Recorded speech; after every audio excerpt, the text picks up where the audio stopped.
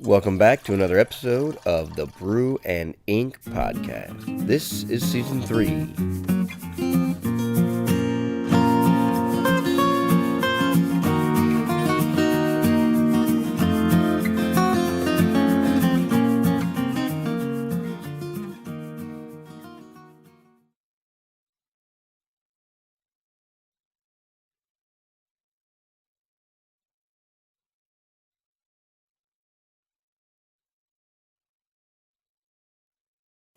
Okay, and welcome, faithful listeners, back to another Brew and Ink podcast. We are happy to be with you guys today. And to my left, I have Bill. I'm happy to be here. And we've got Evie. Hey. We've got Katie. Hello. And we've got myself. We are missing our boisterous voice, Britt Mooney. But you guys, if you want to hear him, go back and listen to the last Interbrew episode 12 with Corey, creator of BookBrush, this pretty cool app that Britt's been using and I've been messing around with a little bit. For any of you writers out there that want to create content, super easy for your media, social media, your books, apps, things like that. You can use BookBrush to get that done for you. There's a free version, and of course, there's a paid version, which makes it a lot easier, more images that you can create and things like that. So check out that last Interbrew, and you can hear Britt. But as for us, tonight, we're going to talk to you about what we've been up to and where we are in our processes and how we're progressing towards getting our stuff to you in other mediums as well. Myself, I've been trying to be a lot better at managing our Instagram account. Met with some people a few weeks ago that their whole thing is marketing and stuff like that. And so just had a good chat with them about what they like on Instagram, what a lot of people like, and different ways to do that. So hopefully, if you guys can keep me accountable, hold me to it, I'll be posting more regularly on there. And part of that was just getting out again and writing. I had taken a sort of hiatus, not by choice, but when I switched computers, a lot of my stuff was still on my old computer, and every time I would sit down to write, I'd have the new computer. And it was right after I had changed from updating everything onto Evernote, and I had it all on my Mac on Pages. Mm-hmm. And so when I'd sit down to use Word on my PC, I was going, oh, these are not the most recent updates. And then I would shoot myself in the foot and go, okay, I'll do that later. And then later became, the next day, and then the next day became further on down the road. And so I finally sat myself down and made myself update all my stuff onto a cloud-based kind of, Dropbox or whatever, and then got that all updated on my PC and went through and really took each chapter and gave it its own document, because I'm really in the process of editing now, so I've got to make sure it's getting formatted and it's going through that grueling process of, is this sentence structure really how it should be, or do I need to change things around? And then taking that and putting it into a full document that is the polish. So the polish is getting each chapter in there, but now I've got each chapter broken down because I'm going through and really highlighting what are the couple sentences that would kind of give an outline to the chapter the way it is now, and how does that change, from where it is to the polish. So that was good. I had a productive time that week. Yeah, I'll just say that I will always take Bill's great advice to just keep spreading it across multiple clouds, multiple drives. Yeah. I mean, I can't imagine. I've lost material Multiple once backups, and never gone back. Not just scatter them around, but make sure you cover everything Every in several single places, thing. every single document. Because if you lose it, I've got stuff I wrote on WordPerfect years ago. And believe it or not, the WordPerfect conversion filters in Word don't always work. And whatever version I did this stuff in WordPerfect, I can't recover it into Word. Oh. So I had to go out and buy another version of WordPerfect to recover some of this stuff. And by then, I'd already lost some of the files from generation to generation. Yeah. I misplaced them, and I do a very good job of backing stuff up, but after X number of years and going from floppy drives to 5 1/4 to 3 1/2 right. to thumb drives to hard drives that are parked in the safe, you'll lose stuff eventually. Yeah, sadly, some of my first stuff that I wrote back in elementary school, I saved it on 1/4-inch drives, and I have no idea where those are. You know, I know. Pain. From school. Yeah. I don't have anything that I want remembered. From those years. Yeah, my stuff was handwritten back then. I lost a whole bunch. I know. Well, I do cursive, no have less, it's my encrypted. handwritten stuff. Yep, I had Yeah. I had a huge file of my handwritten stuff, and it all got lost in the move from Germany to here. Heartbreaking. So many Dang. mysteries. No. It was great. Oh man. So what have you been up to, Bill? Oh well, I've been writing a lot, and I'm not felt that well, so I'm not writing full blast like I usually do. But there's a second factor, and that is I'm working on a novella, and it's going to be a freebie. It's going to be a giveaway. So all you people out there, sooner or coming your later way. you're going to get something free from me. And when you get that, all you got to do is come get it, and hopefully that'll be ready sometime this summer. I'm feeling pretty confident that first draft on this is going to be more like second draft on a lot of stuff, but it's there are going to be some changes in it, some pretty major changes in it when I get to that point, but not so massive that it's going to cause an entire rewrite of every part of the story. This particular story, I'm kind of taking a cue from James Patterson and some other guys. I'm not really a huge fan of Patterson. I've read a bunch of his stuff lately, and it's pretty dry as far as I'm concerned. He doesn't really dig into first of all, probably 75% of the stuff out there with his name on it is actually written by somebody else. Ghostwriter, yeah. Yes, it's James Patterson with somebody else. Yep. And they've done who knows what percentage of the writing on those, okay? So if you go look at a list of his stuff, you find that out. And I'm not knocking him for that. He's got a great model for making huge amounts of money, and I'd love to have that model. Okay, and I wouldn't mind Mr. Patterson being one of those writers that is with you on this, because there's some notoriety in that, and certainly a paycheck, I think. Probably. You do really well with that, actually. I think I can totally see you doing that. I'd be okay with that. No problem. So, but because I like, and I've been looking for a while for somebody that does this, just trying to find anybody that did this, and I started reading Patterson stuff, and I realized he does this. He does a lot of first person, one chapter. That's the lead character or your protagonist is first person. And then third person, each other chapter. So chapter 1, first person, chapter 2, third person, chapter 3, first person, chapter 4, third person. It goes back and forth. It switches back and forth, and it's regular. It's a regular beat, so the reader's expecting it. It isn't crashing or tears you out. It doesn't tear you out of the story because they're expecting it. That's really good and really important, and I like that. So I was looking for somebody that used that model to see if it was effective, and I found that, and I'm like, that's effective. I'm using it. Okay. It's not the easiest thing in the world to do, switching from first person one chapter to third person the next chapter. I wonder, and this is just speculation, I wonder if like the first person is Patterson and the third person is like the ghostwriter. I don't know. I don't know. I don't think so. I know there's Yeah. been a couple of the books there were. Yes. Probably structured that way, yeah. There was at least one of them that I returned to the library after reading 2 pages. Oh, really? That'll happen. My word. I promise you that was not Patterson writing that. I was like, this is just cheesy. Yeah. And I'm sorry, but it was just cheesy. So So if you go back to his earliest books, is that just yes. him? That's just Yes. Oh, yeah, okay. yeah. Just him. Okay. Just him. Okay, And until- I think he just got to a point where he's like, you know what, I can help out other writers and they'll help make me out at money. the same time. it's Yeah. okay with me Funny. that he does that, but you really have to look Yeah. at. The other thing I was looking at is I like the fact that he has a whole set of novellas, and most of them are actually with somebody else, but they all follow that format: first person, third person. At least they seem to. I haven't read them all, but it was interesting to me to look at those because that's what I'm working on, and what I'm trying to do is write and market and learn, and I'm also learning how to use Calibre to convert books to EPUB format for Amazon or for wherever.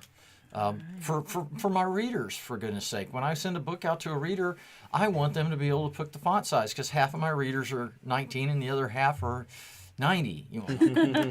Not quite. that old. And I'm sorry I said that, folks, because I know you're not 90. But I'm just They're to not be your clear. readers anymore. Not my readers. Anyway, no, but if you're over 45 or 50, you get a little eye strain unless you can use those nice ebook features of bumping the font size up a little bit.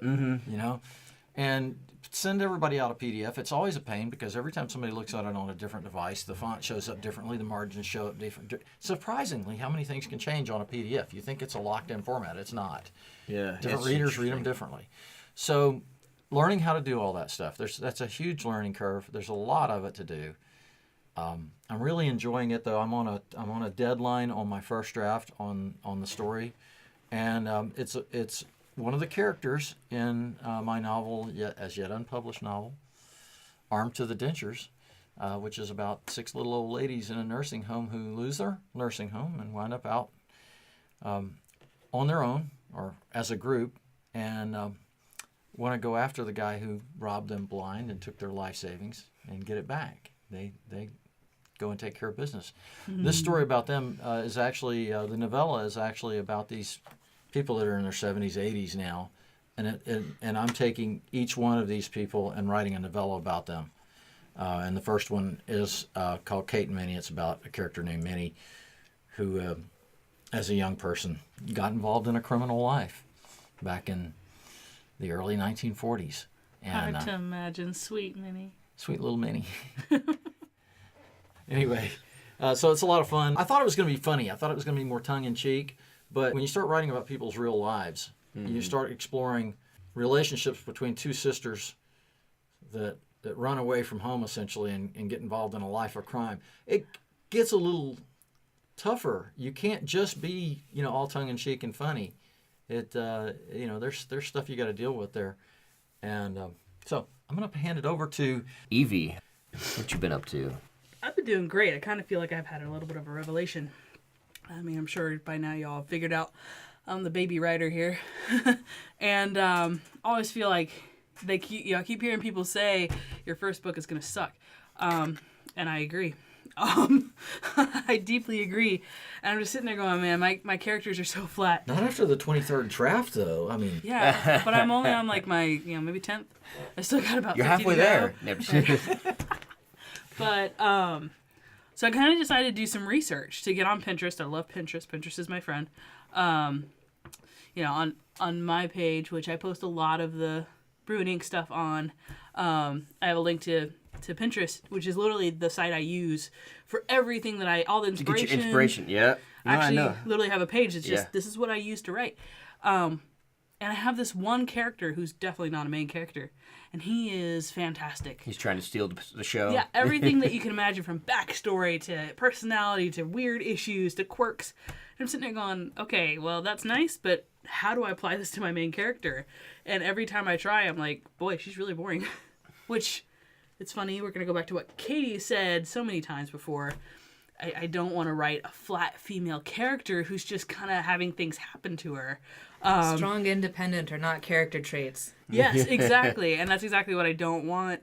And so I just spent 4 days straight reading every article, every advice, and some of it was absolutely trash, and saved the gold. I mean, I still got a long way to go. My character still sucks. Doing that. It's not easy, like pulling out. Yeah. Sometimes it highlights to you and you're like, okay, this makes sense. This is what I need to keep and this needs to go. But other times you go, oh, but if I take that out, then I got to take out that other part that's further along the line. Yes. And it starts getting complicated. Yep. Spot on. I mean, really, it's spot on. And the hard part is just realizing, like, you start to see the flaws in a character, and you're looking there going, I don't know how to change this without changing the entire story. And for the first time, I'm sitting there going, hey, this is a first book, and if I want to drop it and start over, I can. Because, honestly, I don't think you can fix this much trash. Well, there are a number of times that the big name, Stephen King, dropped books. Yeah, I'll say it out loud. Stephen King stopped writing a particular book, and then admits that years later he came back to it. Yeah. And said, and it was ready to. I decided I was ready to work on this. Right. So there's nothing wrong with that. Sometimes it just takes a while for it to simmer. Yep. I go out in the shop and I'll put pieces of wood up, and I'll look at them sometimes for months, and then I'll put them back in the pile. And then 2 or 3 or 5 or 10 years later, I'll go back out there and I'll see those, and I'll have the right idea of what those belong to. Mm-hmm. And what piece of furniture to build out of that. And that's the same thing with a story. It really Sometimes is. you've got those parts, you just don't know what to do with them yet. And then you have a life experience that just ties it in. Exactly. And that's really it. it's so interesting being so new at this, and I have to say I love this writers group for that reason, because you start to it's almost like you have this band of friends that don't want you to make the same mistake, and so you kind of we'll let you if you really want to. Totally. We're not going to stop you. I'm sure you already have, but even to be able to process what has gone wrong and reading it going, hey, as you said, I like these pieces of the story and they've been so hard to let go. As a new writer, I'm like, I can surely turn this into something. Mm-hmm. And at some point, you just need to bury it. At some point, you're like, all right. You know, a great analogy that just came to my head is, as a writer, you can't have someone hold your hand and guide you to write the perfect story. Mm-hmm. Really, they just kind of give you a compass and point you in the right direction. Yeah. And then you go with that, and then you're like, oh, wait, I'm way off course. I just need to start over, or I need to redirect. And Yep. And even to realize, like, you know, I said, we have things in our life that even emotionally connect to it. As you said, there's parts of your life that just kind of connect in your story, and I'm at this time in my life, and this is perfect. That time is past, and I didn't get the story done in time. And so I don't connect to it anymore. So why should I continue to write it? You know, and sometimes in that process, you find out you're a different writer than you thought you were. Yeah. Absolutely. And that the story you want to write is not what you thought it was. It's very true. Very true. Yeah. And again, I think that really is part of, you know, I'm by far, you know, I think Katie and I are the youngest in this group. Mm-hmm. And so there is also part where it's fun to be with you guys, you know, you, Bill, and especially Brett as well, have been at this so much longer than I have. And even to realize it gets perfectly fine to grow, and that there are things that will stop you, including not being able to let go of a story. Yeah. And I'm sure that there are parts that I'll take. I honestly, for me, I don't think I'm going to go back to the story. I think I'm going to steal some stuff and just go with it. Yeah. So that's where I'm at. Very nice. That's encouraging to hear, and I'm glad that we can be a part of that journey as you're going through that.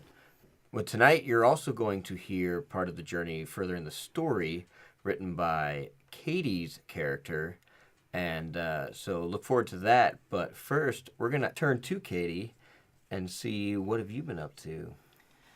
Lots of things. Well, I've been working on a blog. It's not published yet, but I've been working really hard on getting this thing set up. And I've got a couple posts queued up and pictures taken for further projects on the blog, and I'm really excited about it. I'm really close to being able to publish it and get it up and running.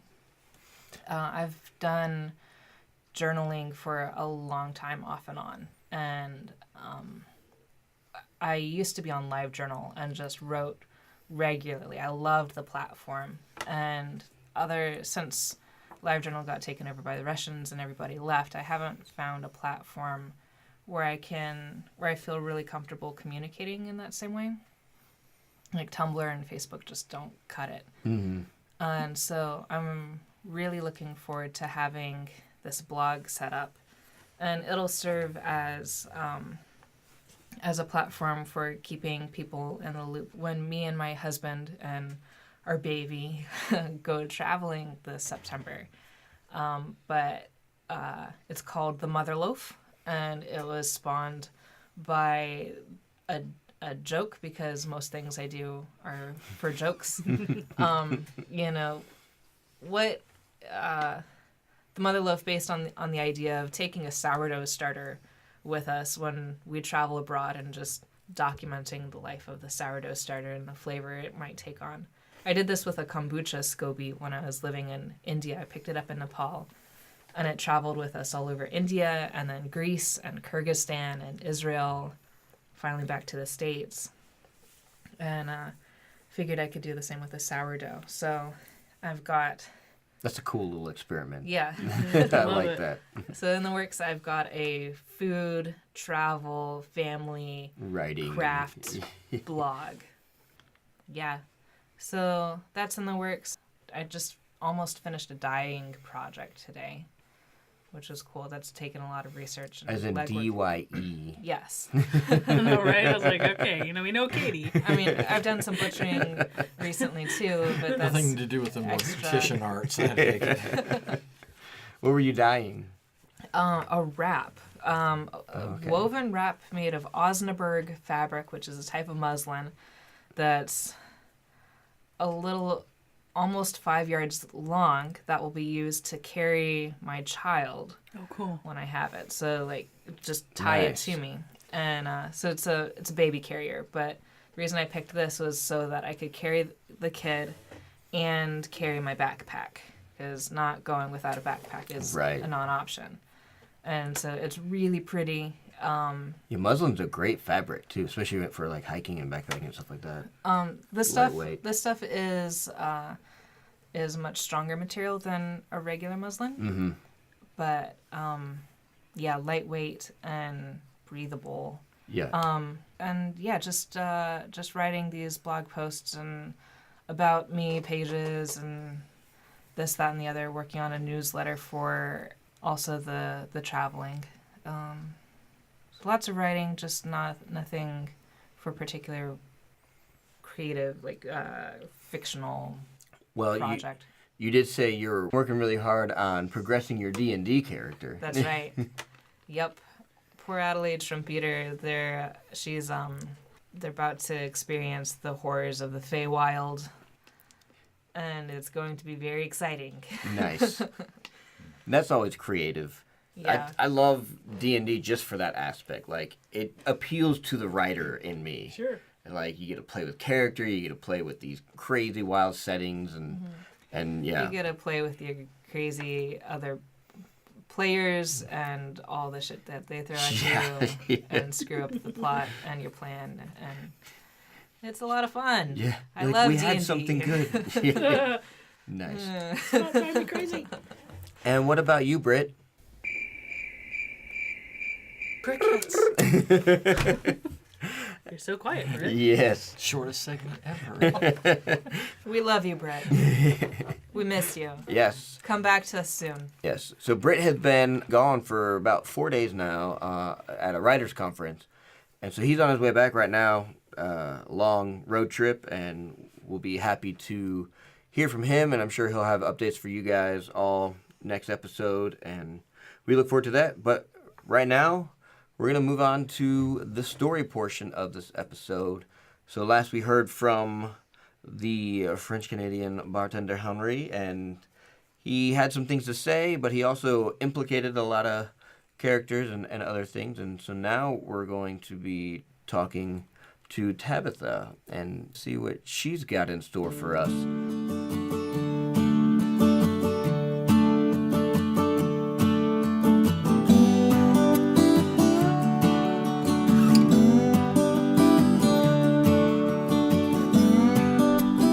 We just want to say thanks for listening to our podcast. If you are interested in learning more about writing and how to become a writer, check out our syndication page, seriouswriter.com. They have articles, resources, classes, videos, and a podcast, the Brew and Ink Podcast. Again, check out seriouswriter.com. Thanks for listening.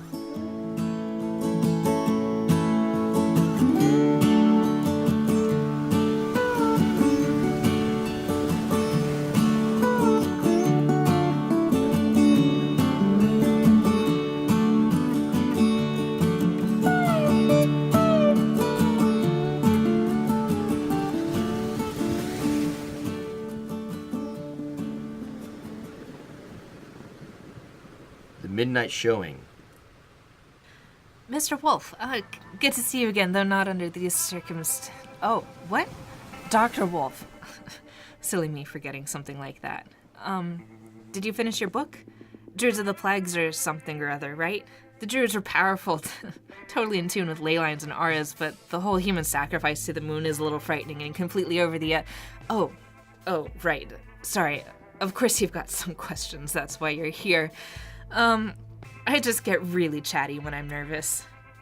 Oh, what do I have to be nervous about? Well, a man just died right in front of me, puke everywhere. It was horrific. Anybody would be freaking out about that, right? I mean, you're not freaking out. What did you say you did again? Criminal psychology? I guess that's to be expected. You don't seem to be the type to be fazed by much. Anyway, what was the first question? Oh, right. How do I know the deceased? Aaron. Well, I met him a few days ago through Henry, the bartender over there. He probably told you. And you know what? I don't think he's actually French Canadian. Have you heard that ridiculous accent? He is not French any way you look at it. Anyway, he and Blake had this gambling thing going on, and Aaron somehow stole their money. I had seen Aaron around and offered to bring him here tonight so they could talk. Aaron had seemed interested in Blake's show earlier, so it was a breeze to invite him over. I just didn't realize that he wasn't interested in enjoying Blake's act, and instead he came to mock and harass him all night long. You must have heard him. That man was terrible, and if I'd known that this was how he would act, I wouldn't have offered at all. He kept digging, and you could see it was really getting at Blake tonight. He was such an awful man. For somebody to be that mean shows that there's something really off with him. I should have picked up on his bad aura from the beginning. I just hope this doesn't get out to the press. Blake doesn't need the bad publicity. It's taken all I can do to keep his online presence clean. As his #1 fan, I run the Blake Sheldon Fan Club. It's an online forum where fans can get all the news and updates and talk about our favorite routine of the show. In fact, there's several fans here that came through my advertising the cruise. I've been managing his appearance on the cruise for him this whole time. I'm not just here for the good weather and lobster bisque. As for Blake, even though Aaron was such a bad actor, he would never do anything to kill him. Blake runs away from his problems, just like he ran away from his previous issues, if you get what I mean. He's a comic, not a killer. He talks his way out of things, not do whatever was done to Aaron. Anyway, I've known Blake for a very long time, better than most people, and I can guarantee you that he has nothing to do with this. Besides, he's been on stage for the whole time Aaron was here. He couldn't have done it.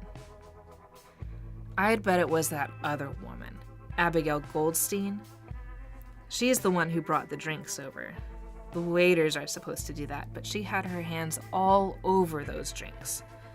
I know she didn't like Aaron any more than I did, but that woman has problems. I heard her get screaming mad at somebody who bumped into her at dinner the other night. It was just an accident. Her solar plexus chakra is so off balance. Even my yellow tourmaline doesn't want to be around her bad energy. You should have seen how she looked at me when I offered to help. Anyway, it would take a lot of work to fix that. A good start would be just to get out of her room some. I've never seen her around the ship, not even on the sun decks. But somebody who is that sensitive and angry doesn't take much to trigger, and an imbalanced third chakra can make someone really brash. She probably did it, and she certainly had the opportunity. I guess I'm lucky she didn't poison my drink, too. You know, with all this negative energy, I have got to make some gem essence tonight and clear my own spirit with meditation. It's a full moon tonight, perfect for cleansing energies. You don't want this stuff sticking around. What? Oh, my alibi? Sure, Aaron made me angry, but I don't like holding on to that kind of thought. And for poisons, I'm a travel agent for my day job. Okay, sure, maybe I know some things, but I do some writing on the side after all. It's my job to make sure that details are correct, but I'd certainly never poison anybody or seek to cause anybody harm. That's just not me. Look, I know you've got the rest to talk to, but here, take this. It's an aquamarine, one of my favorite. It'll help reveal the truth and hidden meanings of things, both internal and external. It's a just stone. I just knew I had to bring this particular one with me tonight, but I don't think I'm the one who's supposed to use it. I think it wants to work with you. I've got my own, you see. It's also good to use at sea. Coincidentally, sailors thought it would keep them from drowning. Anyway, just meditate on that and, oh, sure, you can keep it in your pocket if you want. It'll work just fine there.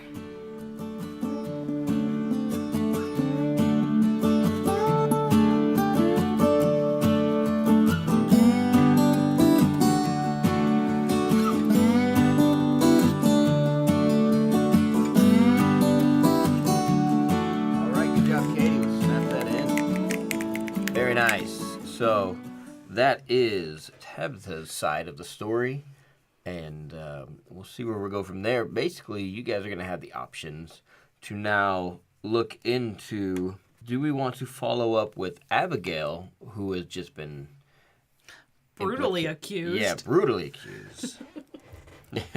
Or Or you do want to we- go after Blake Sheldon. the comic. The comic.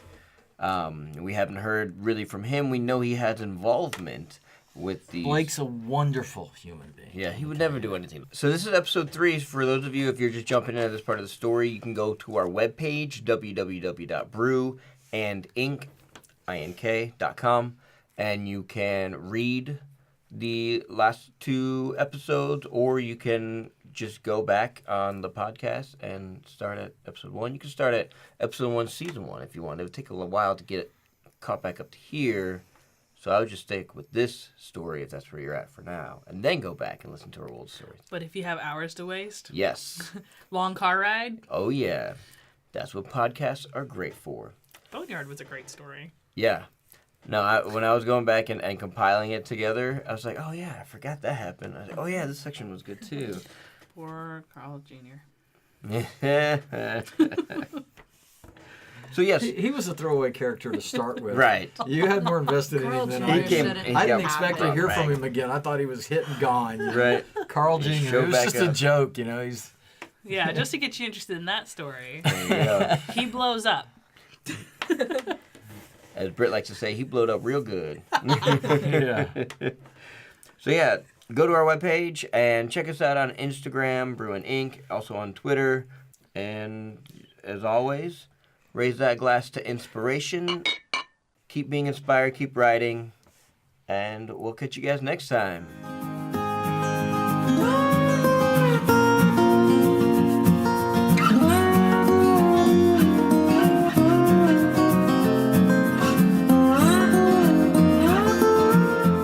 Nice. And so if any of you were inspired by this character and want to purchase some of these healing stones, we will have those available online. Go to our webpage. Oh my word. That's a way to Oh, lure gosh. them But in. how do you fix the yellow chakra again? With the Yellowstone?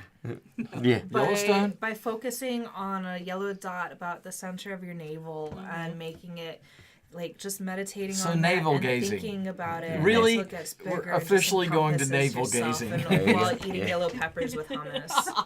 It's actually connected to the top of your head, and they're like, imagine the light coming into your head and out through. Yeah. So let's all take a moment and practice this as we. No, just This kidding. is what I work with all the Yeah. Listen, I lived in Boulder for, How did what, I do? 11 years, something like that. Yeah. I heard a lot of That's this what I stuff, feel but I like, tried if not to it's remember it. funny, it's Yeah. surprisingly can't.